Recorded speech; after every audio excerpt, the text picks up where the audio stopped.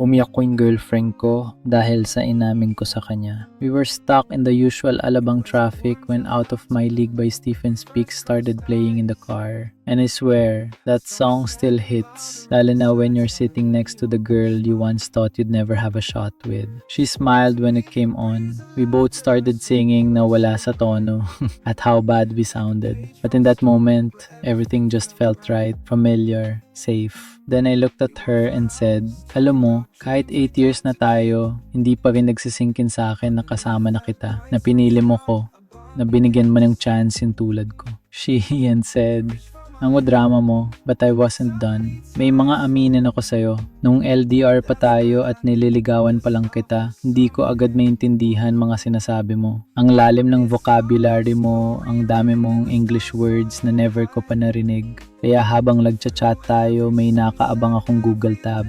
Kunwari gets ko agad. Pero yung totoo, ayoko lang mapahiya sa'yo. Tumawa siya ulit and I kept going. Hindi naman talaga ako mahilig mag-aral dati.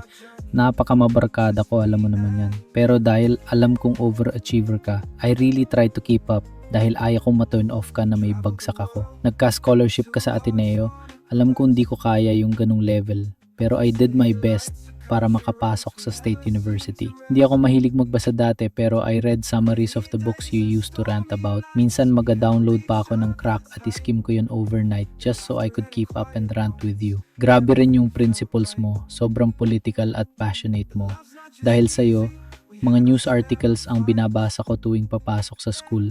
Dahil sa'yo, natuto rin ako magkapangarap. No, kasi masyado lang akong go with the flow eh.